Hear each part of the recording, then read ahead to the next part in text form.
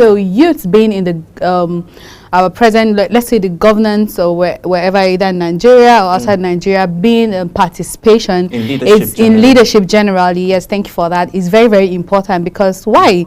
You know, there's always something about bringing in fresh perspective.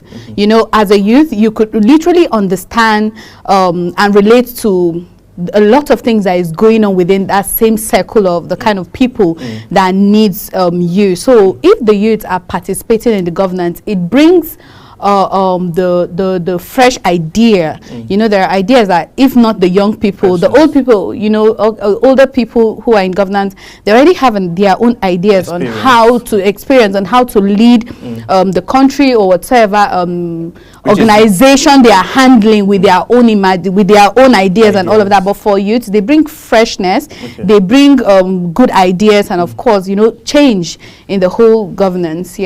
So how important is it going to be for, you know, youths to be involved generally in private sector and in governance in terms of decision making? Okay, so looking at the fact that youth are the future of the country and any given institution. Okay, so you know, talking about please, you can take the question again. I'm looking at it from the angle of youth being involved in decision making. Yes. Okay, very, very correct. So in making decision, you know, I spoke about fresh ideas. Now, in making decisions, there are certain things that you can ask an older person, and at the end of the day, you don't really get the right information you're supposed to get. Now, as a youth, involving them in making decision now helps in the growth of whatever organization or the country or the environment at which you're trying to make that decision. And for the fact that, you know, we are more conversant, I'm a youth, and I would say we are more conversant and we are more detailed when it comes to certain information. Now, making decision in creating awareness that has to do with the young people, you know, a younger person will get to understand the problem that is happening in that particular place and will be able to figure out, okay, as a youth that is in this sport, I feel when you make this decision, it's going to be more beneficial to us as young people, and we're going to be able to have positive impact on that particular decision making. So there are certain organizations when you find yourself and like you feel there's an opportunity for a young person to be there to bring change, basically, because, you know, when you're trying to make certain decisions, you're doing those decisions for change. You're not just doing it for your own self, but for change. So I feel when young people are involved in making good decisions, and then it's very important for you to involve the youth in it, because you will get the change that you're looking for. That's for sure.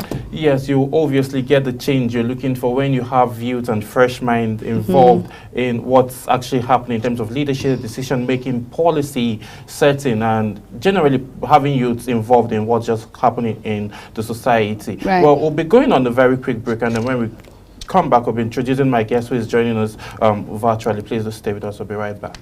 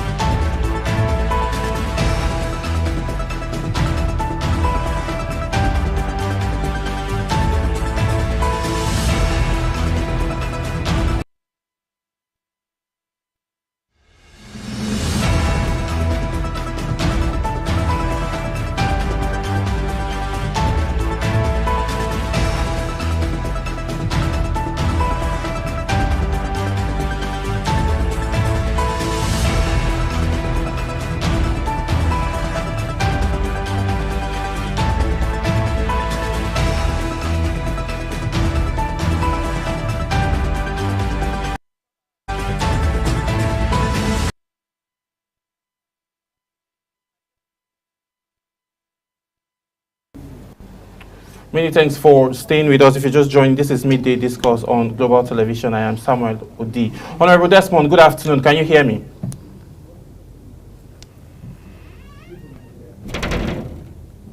Honorable Desmond, can you hear me?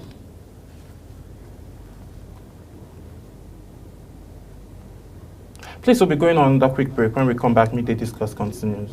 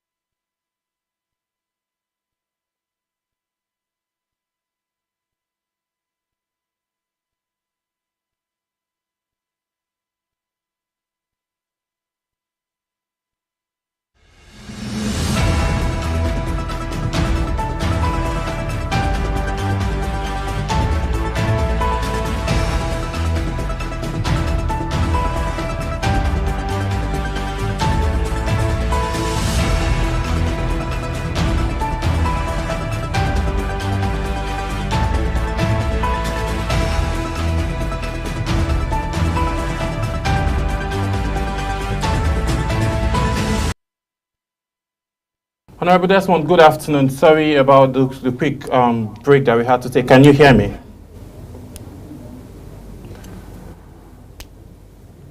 Well, we'll just be looking at hoping you can hear me. Please, if you could hear me, thank you so much for joining. Honorable Desmond is the founder, president of the Nigerian Nexus, and also someone that is very key in youthful involvement in governance. So, if you can hear me, please, what are the key barriers to youth participation in governance, and how can these be addressed?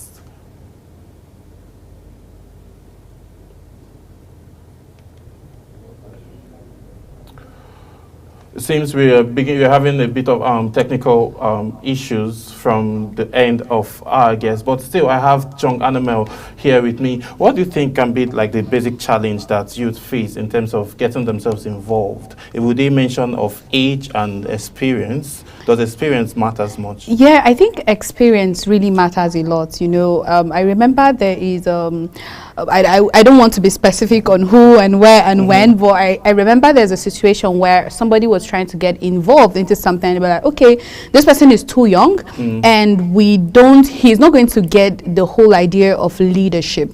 Now, but the truth is that, you know, in everything we do in life, there needs to be experience is a very important key to whatever it is. Yeah. Do you think age is a major factor for youth to be in leadership positions? Well, to me, as a young person and as a youth, I wouldn't say yes. It is not a factor. Age is, yes, plays a vital role, for real. Okay. Imagine somebody who is at their maybe early 40s or mid-40s, you know, we will say this person is not really experienced, because what have you done to be impactful? What have you done in the government? I will say, okay, he has done this, and we're sure that when he finds himself participating in something that has to do with the governance, it's going to be okay. It's not easy to govern. It's not easy to be a leader. You know, we just watch and think, okay, this is a leader. If I'm there, I'll be able to do it. But if you check it vividly, it's almost impossible.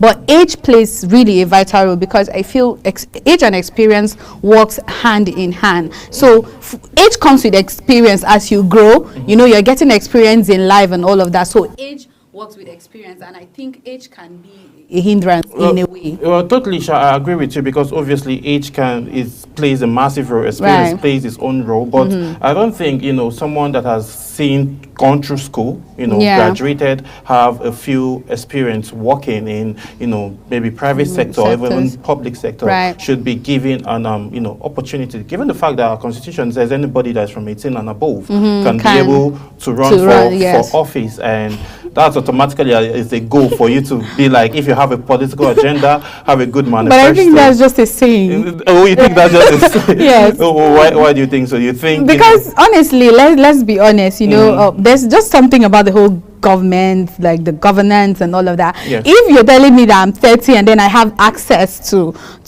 be in the whole governance thing, it depends on actually what I'm going to be engaged on. There are like, okay, let's say for instance now, young person or maybe they are 30s or 40s giving like commissioner of sports, those kind of governance, those angles, I think is good. When it comes to sport, when it comes to maybe works, entertainment, because they know that for the youth are very strong on that aspect. You cannot bring somebody who is 70, 80 to do that. He won't understand what is happening on that, let's say, that aspect of the governance and all of that. But a younger person knows the niche of the youth and what the youth wants. And then if you want good and perfection on that aspect, then I think the best person that is good for the job is a young person. Well, we can, as youths that we both are, we are obviously going to clamor for the fact that we should have more young persons, involved in governance, not just governance, but in policy and decision making. Because if we have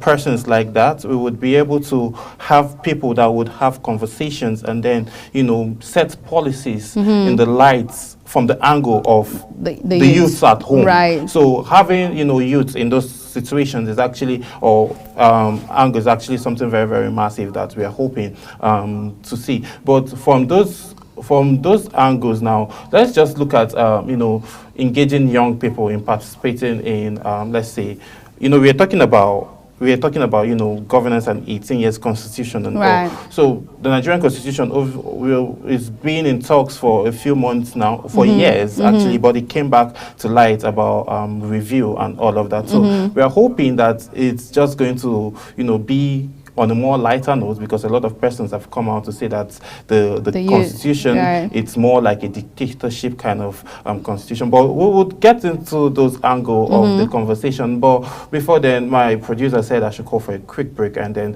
when we return back, Midday Discourse continues.